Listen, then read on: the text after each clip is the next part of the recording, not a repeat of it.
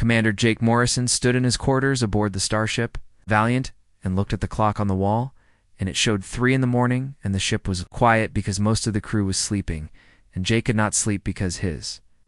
mind was full of thoughts about the peace talks and the war that had killed so many people on both sides, and he walked to the window and stared at the stars. Outside, the door's sensor beeped softly, and Jake turned around fast, because nobody should be visiting him at this hour, and he checked the security screen, and his eyes went wide when he saw who was standing outside. And it was Princess Lirule of the Silvery Empire, and she was pressing herself against the corridor wall like she was trying to hide from someone, and her silver skin was glowing softly in the dim lights, and her long pointed ears were moving nervously. Jake knew this was dangerous, because Lirule was a diplomatic prisoner on the ship, and her father had sent her as a promise that the Sylvari would keep the peace, and she was not allowed to talk to human officers alone, and especially not to Jake, because he was the tactical officer who had won many battles against her people and killed thousands of Sylvari warriors, and if anyone found her here, both of them would be in serious trouble. Princess Lirule raised her hand toward the door controls, but then pulled it back, and she did this 3 times, like she could not decide what to do, and Jake could see she was scared and her hands were shaking, and she kept looking down the hallway to make sure nobody saw her, and Jake wondered what could make a princess so nervous that she would risk everything to come to his quarters in the middle of the night. Had noticed Lirule many times during the past few weeks, and she would watch him during the meetings, and then look away fast when he caught her staring, and he noticed how she always sat where she could see him, and how she smiled when he spoke. And Jake tried to ignore these things because falling for an alien princess from an enemy species was the stupidest thing he could do, but his heart did not care about logic or military rules. The princess carried a small bag at her side, and Jake could see it was moving slightly, like something alive was inside, and he knew from the intelligence reports that Sylvari royalty carried dragon eggs, and the eggs only hatched when they bonded with their owner, and Jake wondered if her dragon was close to hatching because dragon eggs responded to strong emotions, and if Lirule was feeling what Jake thought she was feeling, then her dragon might hatch some. Jake made a decision and opened the door manually, and Lirule jumped back in surprise, and her violet eyes went very wide, and her face turned a light purple color, which Jake had learned meant the Sylvari were embarrassed, and she looked like she wanted to run away, but Jake spoke before she could move. Jake asked her if something was wrong, and if she was in danger, and his voice was gentle, because he did not want to scare her more, and Lirule opened her mouth to speak. But no words came out, and she tried again, and still nothing happened, and Jake could see tears forming in her eyes, and she looked so vulnerable standing there that Jake wanted to pull her into his quarters and protect her from whatever was making her so upset. Lirule finally whispered that she should not have come, and that she was sorry for disturbing him, and that she would go back to her quarters right now, and she started to turn away. But then the alarm sounded, and red lights filled the corridor, and Captain Hayes' voice came through the speakers telling everyone to go to battle stations because enemy ships had appeared, and this was not a drill. Jake grabbed Lirule by the wrist and pulled her into his quarters, and the door shut behind them, and crew members started running through the corridors outside, and Jake knew he had maybe saved Lirule from being caught in the hallway, but now she was trapped in his quarters, and if anyone found out she was here, they would both face charges and maybe even execution for treason. Jake asked Lirule if her people had broken the peace agreement and attacked the ship, and his voice was hard now because he needed to know if this was a trap and if Lirule had come here to distract him while Sylvari forces attacked. But Lirule shook her head hard and said no, and that her father would never break his word, and that this was something else, and something worse. Lirule put her hand on the bag at her side, and the movement inside became stronger, and she told Jake that her dragon Tyraxus could sense danger, and that these ships were not Sylvari and not human either, and she said she believed they were Void Reavers, and Jake felt his blood go cold because the Void Reavers were a mysterious group that attacked both humans and Sylvari and left no survivors, and they stole technology and ships, and nobody knew where they came from or what they wanted. Jake moved to his weapons locker and started pulling out his gun and tactical gear, and he told Lirelay to stay in his quarters and lock the door and not open it for anyone except him or Captain Hayes, and Lirelay said no in a voice that was suddenly strong and full of royal authority, and Jake turned to look at her, and Sir Lirelay told Jake that he had saved her life once during the Battle of Crimson Moon when he could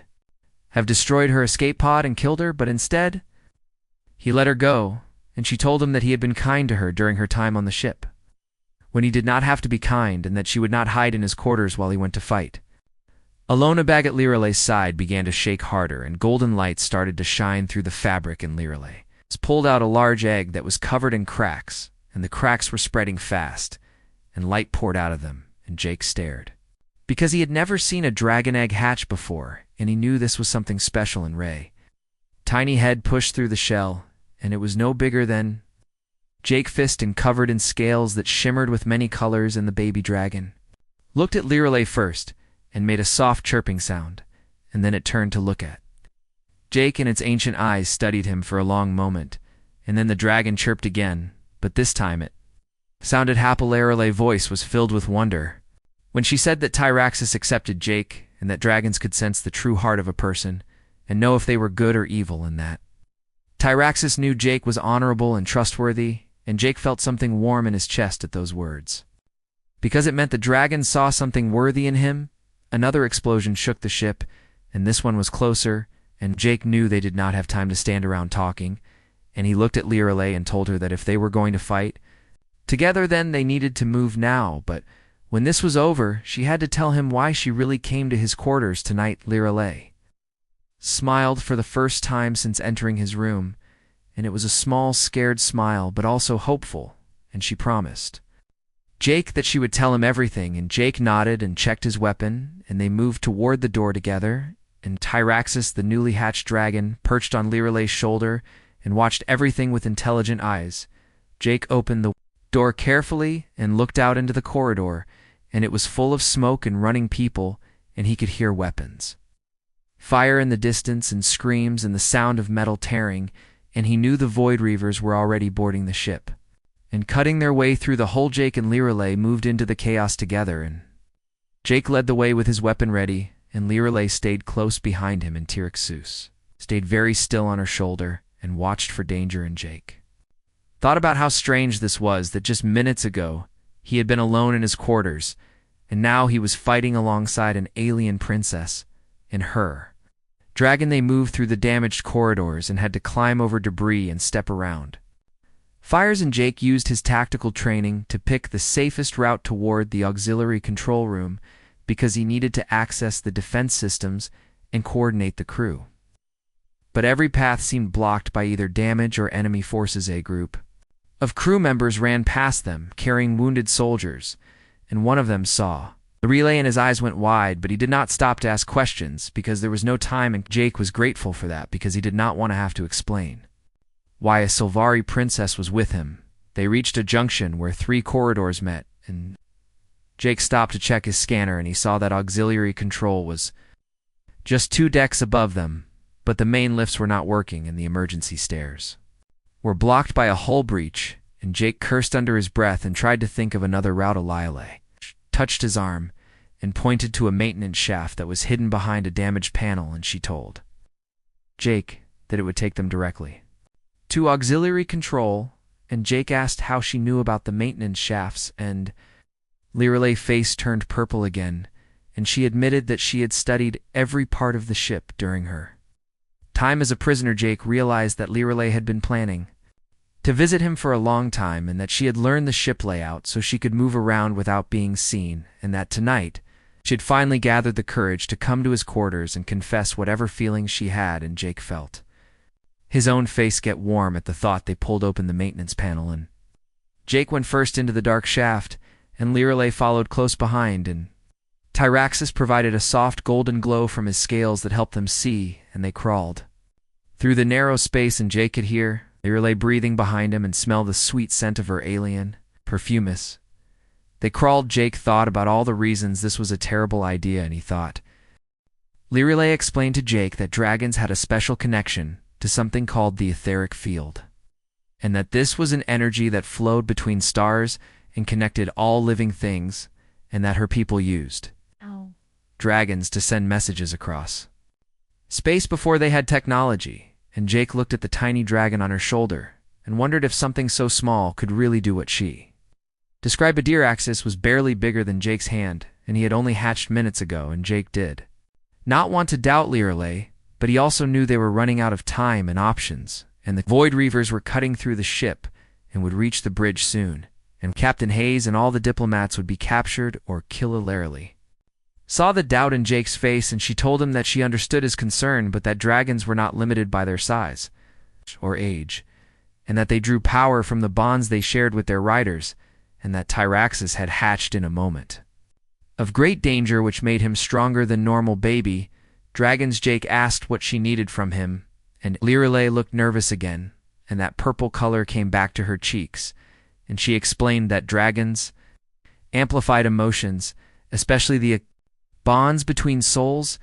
and that if Tyraxis was going to send a message through the jamming, he would need to draw on their connection and on what she had been feeling for weeks. Jake understood what she meant, and he felt his heart beat faster, because she was basically admitting that she had feelings for him, and strong feelings, if she thought they could power a dragon. And Jake realized that he had feelings for her too, and that he had been trying to ignore them because they were impossibly Lirelei reached out and took Jake's hand, and her skin was cool and smooth, and her fingers were more delicate than human fingers, but her grip was strong, and she told Jake that dragons could sense emotional bonds and amplify them, and that if they both focused on what they felt for each other, then Tyraxis could use that energy to break through the jamming. Jake intertwined his fingers with hers and looked into her violet eyes and admitted that he had been watching her too, and that he had tried to tell himself it was just curiosity or professional interest, but that he knew it was more than that, and that he thought about her all the time and looked for excuses to be near. Lirelei smiled, and there were tears in her eyes, but they were happy tears, and she told Jake that she had been so scared to come to his quarters tonight because she thought he might reject her or laugh at her or report her to the captain, but that she could not hide her feelings anymore, and that she had to tell him, even if it meant risking everything. Tyraxis lifted his head, and his scales began to glow brighter, and the baby dragon spread his tiny wings and rose into the air without flapping, and Jake realized the dragon was floating on some invisible force. And Lirelei closed her eyes and began to speak in a language Jake did not understand, and it was beautiful and melodic, like singing images filled Jake's mind, and he saw memories that were not his own, and he saw Lirelei watching him from across conference rooms and lying awake at night thinking about him and gathering her courage for weeks, and Jake realized these were her memories, and that the dragon was sharing them with him through their joined hands. Then Jake's own memories surged forward, and Lirelei gasped as she saw how Jake had noticed her from the first day, and how his breath caught when she entered her room, and how he found excuses to walk past her quarters, and how he felt protective of her when other officers made rude comments about her people. The dragon absorbed their shared emotions like a battery storing electricity, and the golden glow intensified until the whole room was filled with light. And then Tyraxis released a sound that was not a roar, but more like a musical note that vibrated through the air and seemed to pass through the walls. Jake watched his computer screen and saw something amazing happen, and the jamming signals faltered for just a moment, and a narrow window opened, and Jake immediately sent out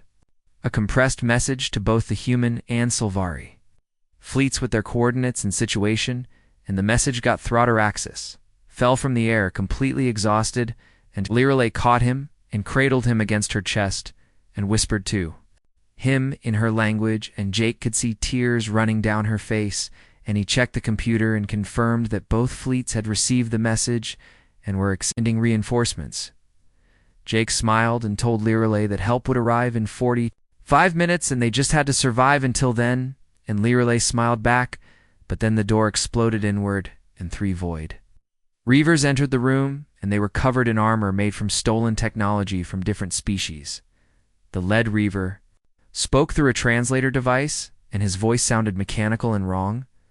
and he said that a human tactical officer and a Sylvari princess were exactly what they needed, and that capturing them would restart the war and provide years of profitable Salvage operations. Jake stepped in front of Lirelei and raised his weapon and told the Reaver they would have to go through him first, and the Reaver laughed and said that was fine. And then the three scavengers attacked, and Jake fired his weapon. But the energy blasts just scattered off their armor. The first Reaver moved incredibly fast with augmented muscles and throat. Jake barely dodged the clawed hand that swept toward his throat, and he rolled behind a console and grabbed a piece of broken metal pipe, and it was not much of a weapon, but it was better than nothing Lirelei had set. Tyrax is down in a safe corner, and now she pulled out a crystalline blade from under her robes, and Jake was surprised because he did not know she carried a weapon, and the blade hummed with stored energy, and Lirelei moved to stand beside Jake. Jake shouted at her to get to the escape pods, but Lirelei told him again that she would not abandon him,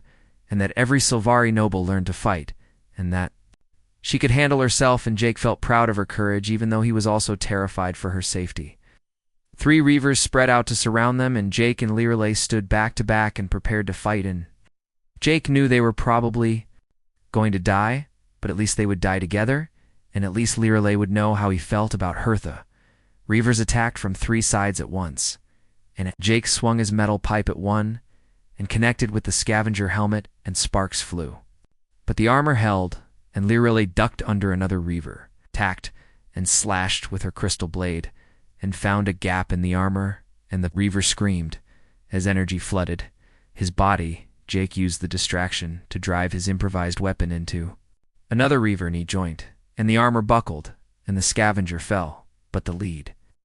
Reaver had been watching and studying their tactics, and now his weapon began to charge with a high-pitched whine. The Reaver fired, and Jake tackled Lirelei to the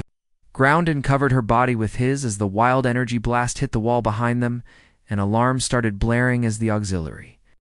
control systems began to fail, and Jake could feel heat on his back where shrapnel had hit him. They lay tangled together for a moment, and Jake could feel Lirelei heart racing and her breath on his neck, and she asked if he was hurt, and Jake saw her hand was covered in his blood from the wound on his shoulder, but he told her he would survive. Jake forced himself to stand and pulled Lirelei up with him, and the wound burned, but he had experienced worse in the war, and he told Lirelei they needed a new plan because they could not fight the Reavers. Director Lirelei explained that her people had a saying about dragons being only as strong as the bonds that connected them to the world, and that Tyraxis could draw on their emotional connection even while resting, but only if they truly trusted each other completely. And without any doubt, Jake understood what she was suggesting, and he told her that their species had been killing each other for 3 years, and that people would call their relationship treason, and Lirelei said she knew, but that she was tired of letting war control her heart, and that she had come to his quarters because she could no longer hide what she felt. The Reavers were advancing again, and Jake knew they had only seconds left, and he made his decision, and cupped Lirelei's face in his hands, and pressed his forehead to hers, which was a gesture of intimacy in both their cultures, and told her they would show the Reavers what love could do the moment their commitment became real. Tyraxis stirred from his resting place, and his eyes opened and glowed with golden light. And the baby dragon spread his wings and released another musical cry, and the etheric field became visible as golden threads. Connecting everything in the room, the threads between Jake and Lirelei burned brightest and strongest, and the lead Reaver said it was impossible for a dragon to serve 2 masters, especially from different species, but Jake told him to watch the impossible happen while the Reavers were distracted by the dragon display. Jake had been reaching for the control console behind him, and Lirelei understood his plan immediately, and she channeled her will through her bond with Tyraxis and directed the etheric energy toward the damaged power systems. Jake triggered the emergency plasma vent, and superheated gas flooded into the room, but Tyraxis used his power to create a protective bubble around Jake and Lirelei, and the Reavers had no protection, and their stolen armor failed against the extreme heat. When the plasma cleared, the Reavers were gone, and only scorched metal remained where they had been standing, and Jake and Lirelei stood in their protective sphere, surrounded by destruction, but untouched, and the corridors leading to the bridge were full of smoke and damage, and Jake could see bodies lying among the debris,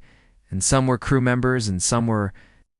Void Reavers, and he felt sick looking at them, but he kept moving forward because Captain Hayes and the command staff needed help. Tyraxis made a soft chirping sound from Liralay's shoulder, and the baby dragon was watching everything with his intelligent golden eyes, and whenever danger was close, he would make a warning sound, and Jake was grateful for the dragon early detection because it saved them from walking into several ambushes. Jake checked his portable scanner and confirmed that the bridge crew was still alive, but trapped behind sealed doors, and the reavers had set up cutting equipment and were slowly breaking through the emergency bulkheads, and Jake estimated they had maybe 20 minutes before the scavengers breached the bridge. Liralee asked how many hostile forces were between them and the bridge, and Jake looked at his scanner and saw at least 20 signatures, and he knew they could not fight through that many enemies directly, and he told Liralee they needed to find another way. Liralee studied the ship layout on Jake's scanner, and her diplomatic training had taught her to find patterns and analyze situations, and she pointed to a maintenance shaft that ran parallel to the main corridor and explained that it was not on the standard maps because it was part of a recent retrofit. Jake asked how she knew about it, and Liralee's face turned that purple color again, and she admitted that she had spent her time as a prisoner learning everything about the ship, and she said she told herself it was good strategy, but really she was looking for ways to accidentally encounter Jake in different areas. Jake found himself smiling despite the danger, and he told Liralee that he had noticed her in the engineering section at least 3 times, and engineers did not usually need diplomatic oversight, and Liralee smiled back and said that tactical officers did not usually personally escort prisoners to the observation deck to look at. Made an impatient chirping sound, and both Jake and Liralee laughed quietly because the baby dragon was reminding them they had a mission, and romance could wait until after they saved the ship. They found the maintenance access hidden behind a damaged wall panel, and Jake pulled it open and crawled inside first because the shaft was very narrow and barely big enough for a person, and Liralee followed close behind, and Tyraxis provided light with his softly glowing scales. As they crawled through the darkness, Jake spoke quietly and said that after they survived this battle, there would be consequences and that both their peoples would judge them harshly, and Liralee said she understood and that her father would be furious because he sent her as a symbol of peace, not to form attachments with human officers. Jake said his superiors would not be happy either because fraternizing with a diplomatic prisoner violated many regulations, and he asked if Liralee was sure this was what she wanted, and if they should just pretend this was only battlefield bonding and nothing more. Liralee stopped crawling and moved closer to Jake in the confined space until they were almost touching, and she told him not to insult her intelligence and that she was a princess trained in politics and strategy, and she understood exactly what choosing him meant, and she chose him anyway. Jake admitted he was just trying to be realistic about the challenges they would face, and Liralee told him to realize that she was not some fragile creature making foolish decisions, and that she had thought about this carefully and weighed all the consequences and still wanted to be with him before Jake could respond. Tyraxis hissed a warning, and Jake realized they had reached the end of the shaft, which opened into a maintenance bay next to the bridge, and through a small window he could see Void Reavers setting up a massive plasma cutter aimed at the bridge door. Jake counted 7 Reavers in the immediate area, and probably more in the corridors beyond, and he whispered to Liralee that they would not have much time once the scavengers realized they were there, and Liralee touched Tyraxis gently, and the baby dragon fluttered down to her palm. Jake asked if the dragon could help them, and Liralee explained that dragons were loyal to death and would burn themselves out completely if commanded, but that she would never command such a thing, and instead she would ask and trust his judgment. Liralee spoke softly to Tyraxis in her ancient language, and the baby dragon looked at her with his wise old eyes, and then looked at Jake for a long moment, and finally chirped his agreement and rose into the air on his small wing. Sorrel told Jake that Tyraxis could give them one more burst of power, but after that he would need days to recover, and Jake nodded and checked his weapon, which had very little charge left, and he knew it was not enough to fight 7 armored Reavers. Jake explained his plan quickly and said Tyraxis would create a distraction with Dragonfire and draw the Reaver attention upward, and Jake would use the confusion to destroy their plasma cutter, which should cause a feedback explosion that would damage their armor, and then Lirelei would attack from the side while they were disoriented. Said it was a terrible plan, and Jake asked if she had a better one, and Lirelei admitted she did not, so they would have to make the terrible plan work somehow. Positioned themselves at the maintenance bay door, and Tyraxus hovered between them, gathering his remaining strength, and Jake could see the dragon scales beginning to glow with that inner fire again, and he hoped the baby dragon was not pushing himself. Too hard. Jake started counting down and said 1 and then 2, but Lirelei interrupted. Hyman grabbed his face and kissed him hard, and Jake was surprised, but he kissed her back, and her lips were cool and tasted sweet, and for a moment, everything else disappeared when they separated. Both were breathing hard, and Lirelei said she needed to do that in case they did not get another chance, and Jake found himself smiling, and he told her that when they survived this, he was going to properly court her according to both their customs. Lirelei said she accepted those terms, and then Jake said 3, and the maintenance bay door burst open, and Tyraxus shot forward like a golden arrow and released a stream of fire at the plasma cutter power cell. The Void Reavers turned in shock because they did not expect to see a dragon on a spaceship, and their attention went upward, tracking the baby dragon, and Jake rolled to the right and fired at the cutter stabilizers, and his shots hit perfectly in the heavy machine. Toppled forward, the plasma cutter fell, and Tyraxus' fire reached the power core at the same moment, and the explosion was massive, and a wave of energy fried circuits and overloaded the Reaver armor systems, and several scavengers fell instant. Lirelei moved like flowing water, and her Sylvari grace made her seem to teleport between positions, and her crystal blade found gaps in damaged armor, and 2 more Reavers dropped before they understood what was happening. Jake provided covering fire and targeted weapon systems and joints rather than trying to penetrate the armor. Directly in his military training had taught him to fight smart and look for weaknesses instead of just shooting randomly. But they were still outnumbered, and the Reavers adapted quickly, and one scavenger managed to grab Tyraxus out of the air. And the baby dragon shrieked in pain as the armored hand closed around his small bottle. Lirelei screamed and abandoned all strategy and rushed directly at the Reaver, holding her dragon, and Jake saw the trap too late because 2 more Reavers had been waiting for exactly this kind of emotional reaction, and they moved to flank Lirelei with weapons ready. Jake did not think, and he just acted on instinct and threw himself between Lirelei, and the energy blasts and the impacts hit his chest and sighed and drove him to his knees, and pain exploded through his body, but his tactical vest absorbed some of the damage through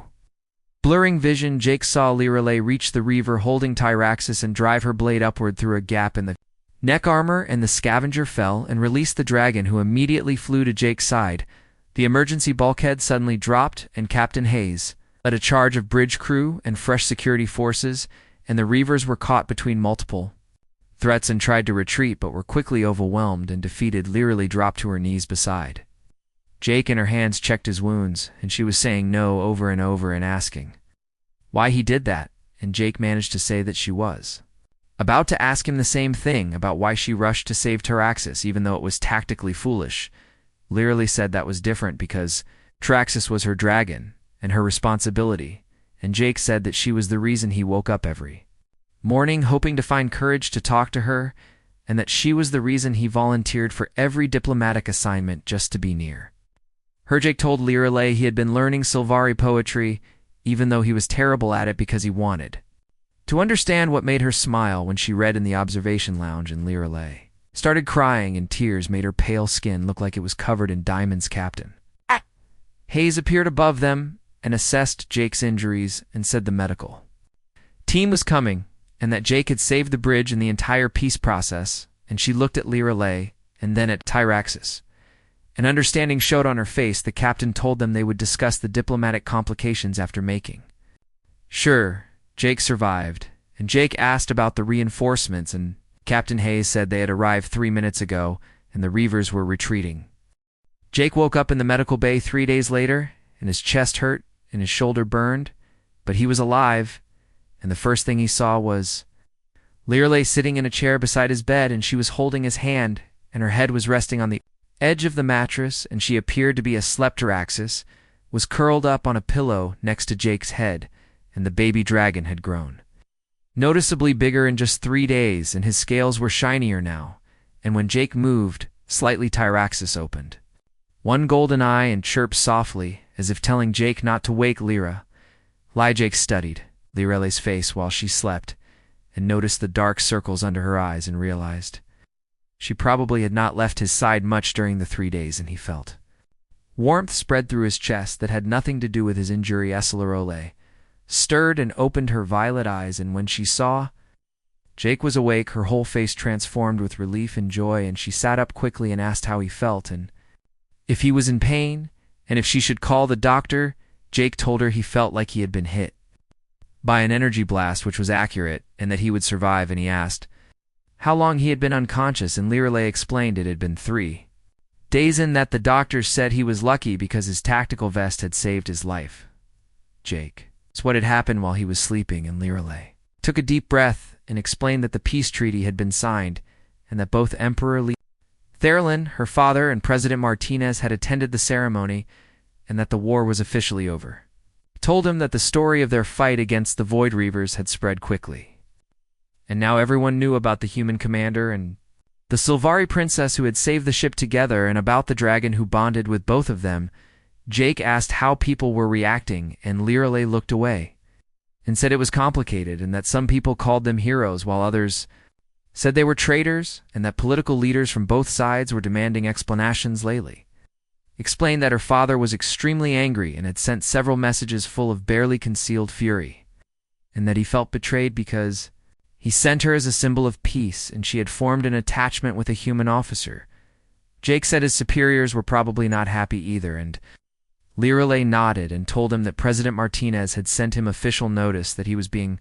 investigated for violating fraternization regulations, and that there would be a formal inquiry. Jake tried to sit up, but pain shot through his chest, and Lirele gently pushed him back down and told him to rest, and Jake asked if she regretted what happened, and if she wished she had stayed in her quarters that night. Lirele looked directly into his eyes and said she regretted nothing, and that she would make the same choice again, and that the 3 days while he was unconscious were the worst of her life because she thought she might lose him before they even had a chance. Reached up with his good hand and touched her face and told her they would face whatever came together, and that he did not care what anyone else thought. And Lirele leaned into his touch and closed her eyes. The door to the medical bay opened, and Captain Hayes entered, followed by 2 officers. Jake did not recognize, and Hayes looked serious and told Jake she was sorry, but he needed to answer some questions about what happened during the attack. The 2 officers introduced themselves as part of the Military Investigation Division, and they asked Lirele to leave the room, but Jake said no, and that anything they wanted to ask him could be said in front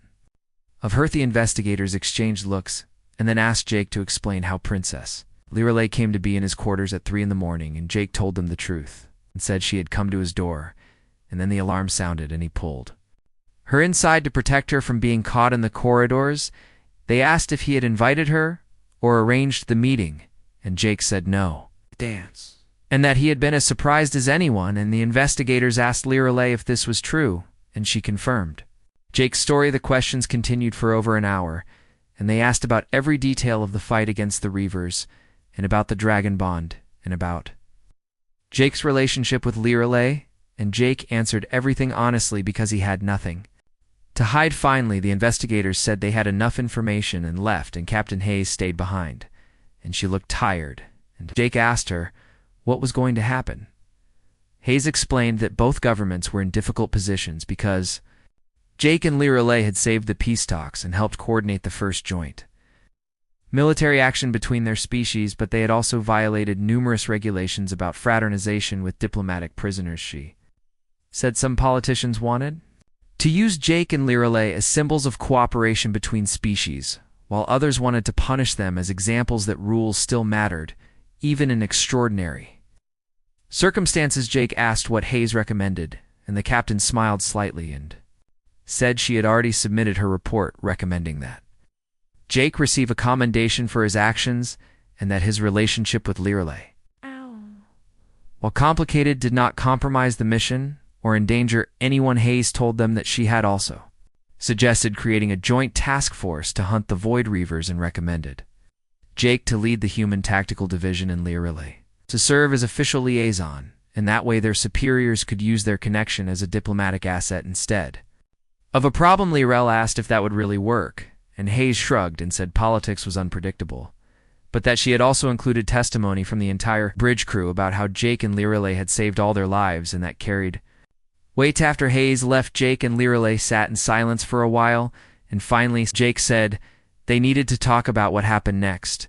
and Lirelay nodded and said she knew Jake told her that even if they avoided punishment, they would still face enormous pressure from both their peoples, and that some would never accept their relationship and would always see it as bet. Lirelay said she understood, now that she had been thinking about this for 3 days while he was unconscious, and that she knew how hard it would be, but that she also knew she did not want to walk away. Jake squeezed her hand and told her he felt the same way, but that he needed her to be sure, because once they publicly committed to this relationship, there would be no easy way back, and Lirelay said she had never been more sure of anything. Tyraxis climbed onto Jake, chest carefully avoiding his injuries, and the dragon looked at both of them and chirped, and somehow Jake understood that Tyraxis was telling them they belonged together, and that the dragon would help them face whatever came over the next week. Jake recovered enough to move around with assistance, and Lirelay stayed close and helped him with physical therapy, and they talked for hours about their hopes and fears and plans for the future. They learned that Emperor Thurlin had demanded Lirelay return home immediately, but she had refused and said she would not leave until Jake was fully recovered, and her father could not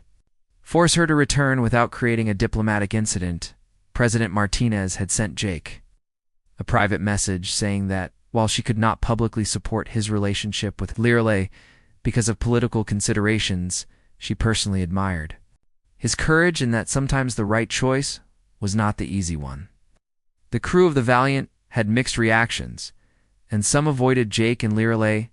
while others went out of their way to show support, and Jake appreciated both responses because at least people were being honest about their feelings. 10 days after the battle, Jake was cleared to attend the formal state dinner where both Emperor Thurlin and President Martinez would be present, and where the peace treaty would be officially celebrated. Jake put on his dress uniform and noticed his hands were shaking slightly as he adjusted the collar, and Lirelay appeared behind him wearing a stunning gown that blended Sylvari and human design elements. She asked if he was nervous, and Jake admitted he was terrified, and Lirelay said she was too, but that they would face this together. And Jake turned and took both her hands and told her that no matter what happened tonight, he wanted her to know he loved her. Her Laura Lala eyes filled with tears, and she told him she loved him too, and it was the first time either of them had said those words directly, and they kissed gently because Jake's ribs were still healing. Tyraxis, yes, who was now about the size of a house cat, flew over and landed on Jake's shoulder, and the dragon had chosen to split his time equally between his two riders, which continued to fascinate the Sylvari dragon masters. They walked to the banquet hall together, and Jake could feel everyone staring at them, and he held his head high and kept Lirelay's hand in his, and they entered the hall as a united front. The room was filled with representatives from both governments, and Jake saw Emperor Thurlin sitting at the head table with President Martinez and the Emperor. Face was hard and unreadable when he saw Jake and Lirelay enter. Made their way to the head table because they had been summoned there, and the room went silent as everyone waited to see what would happen, and Jake felt his heart pounding, but he did not let his nervousness show. Emperor Thurlin stood, and his imposing height made him tower over everyone, and he looked at Jake with eyes that held centuries of wisdom and anger, and Jake met his gaze steadily and did not look away. The Emperor spoke, and his voice carried across the silent room, and he said that Jake was the tactical officer responsible for killing 3,000 Sylvari warriors at the Battle of Crimson Moon. Jake told Emperor Thurlin that he did not dare anything, and that he simply loved his daughter, and he loved her courage and her compassion and her brilliant mind and her kind heart, and he loved her despite knowing it complicated everything, and because of who she was, not because of her title. Jake said that Lirelay had saved his life during the Reaver attack, and he had saved hers. They had fought together and bled together and proved that humans and Sylvari could be more than enemies. And if that offended the emperor, then Jake was prepared to face whatever judgment was decreed. The silence that followed was heavy, and Jake could feel everyone waiting, and he saw Lirelei standing beside him with her head held high in her hand, still gripping his and Tyraxus on his shoulder, watching the emperor with intelligence. President Martinez stood up and spoke and said that Jake was one of humanity's finest officers and that he had also violated numerous regulations and risked his career and faced death to protect Lirelei and preserve the peace between their peoples. Martinez said that if Emperor Thurlan rejected this bond, he would be rejecting proof that reconciliation was possible, and that he would be condemning his daughter to a life of regret, and she asked the emperor not to make the mistake she had made of letting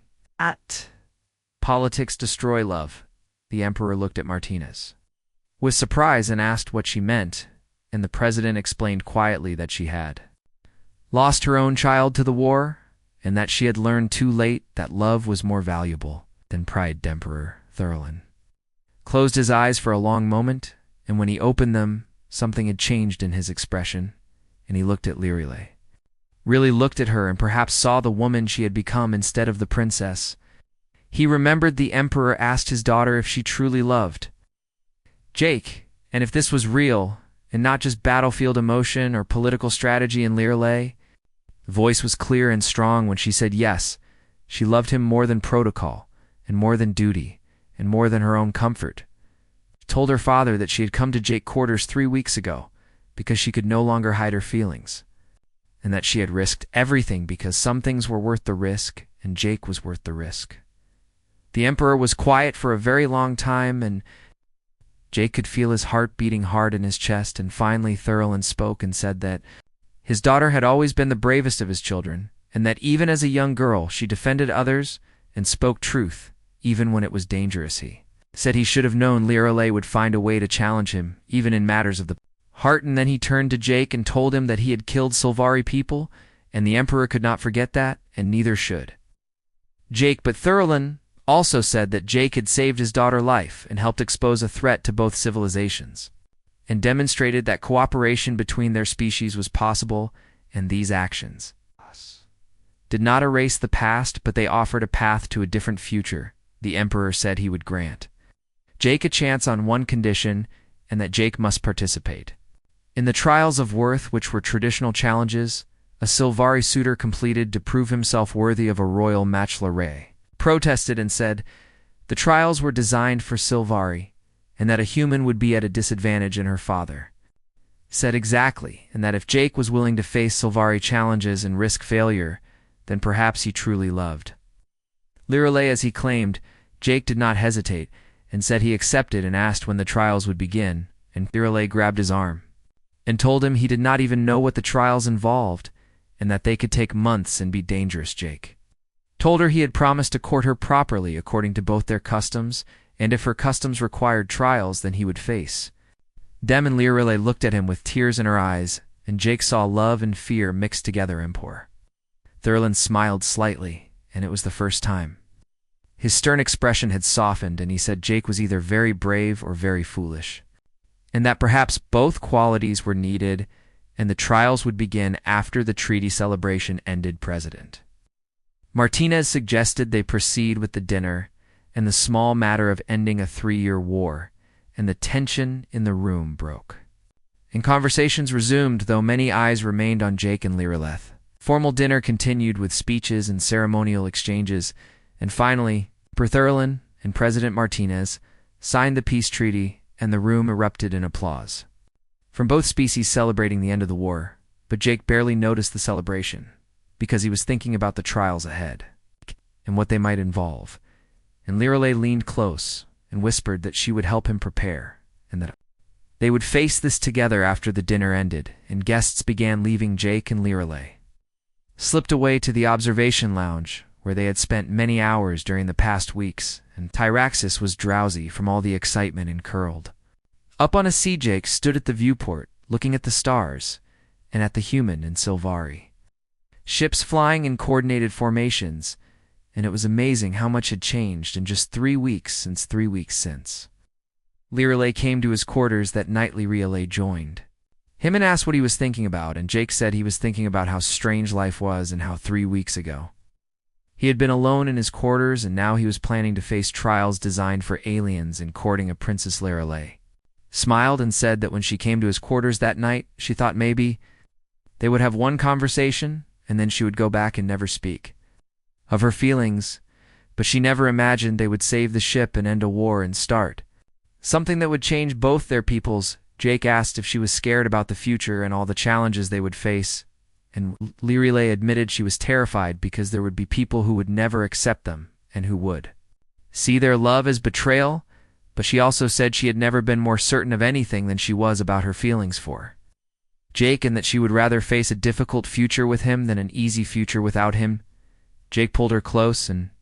wrapped his arms around her, and they stood together looking at the stars, and Tyraxis made soft sounds in his sleep and sent feelings of contentment through his bond with them. Jake told Lorelei that he had been reading about the trials of worth, and that they involved tests of strength and wisdom and spiritual connection, and that some trials were designed to break the spirit of those who attempted them. Lorelei said she knew, and that she was angry at her father for demanding Jake's face when they were designed for Sylvari physiology, but Jake said he understood why the Emperor did it, and that Thurlin needed to know Jake's commitment was real. They talked about their plans and about the joint task force they would serve on hunting Void Reavers, and about how they would split their time between human and Sylvari space and learn each other cultures proper. Lorelei told Jake about Sylvari traditions and festivals and the poetry and art of her people, and Jake told her about human customs and holidays and the things he loved about Earth, and they realized how much they still had to learn about each other. Captain Hayes found them hours later still standing at the viewport, and she smiled and said she had news and that their assignment to the Joint Task Force had been approved, and they would begin in 2 months after Jake completed the trials. Hayes also told them that both governments had agreed to use their relationship as a symbol of the new cooperation between species, and that meant they would face intense scrutiny, but also receive support from those who believed in the peace. Hayes left Jake and Lorelei turned to watching the stars, and Jake said that 3 weeks ago he never could have imagined any of this, and Lorelei said that 3 weeks ago she was so scared standing outside his quarters trying to find courage to press the door. Jake told her he was grateful she found that courage and that her bravery in admitting her feelings had changed everything, and Lorelei said she was grateful he opened the door and pulled her inside when the alarm sounded. They talked about what their life would be like serving together on the task force, and about the challenges of being in an interspecies relationship, and about practical things like where they would live and how they would handle the cultural differentiations. Woke up and flew over to them, and the dragon had bonded equally with both of them, which continued to fascinate everyone, and the Sylvari Dragon Masters said it was unprecedented and would change their understanding of dragon bonds forever. Jake asked Lorelei what she thought the first trial would be, and she explained that traditionally the trials began with a test of physical endurance where the suitor had to prove they could protect their beloved. She told him the trials were ancient and designed when Sylvari lived more primitive lives, and that they involved things like climbing sacred mountains and fighting wild beasts and surviving in harsh environments without tools. Jake said that sounded difficult but not impossible, and Lorelei warned him not to underestimate the trials because they were designed to push Sylvari to their limits, and humans had different strengths and weaknesses, but she also said she believed in him, and that she would be there supporting him every step, and that they would find ways to use his human strengths to overcome the challenges designed for Sylvari. Made plans to start training the next day, and Lorelei said she would teach him about Sylvari combat techniques and meditation practices that would help with the spiritual trials.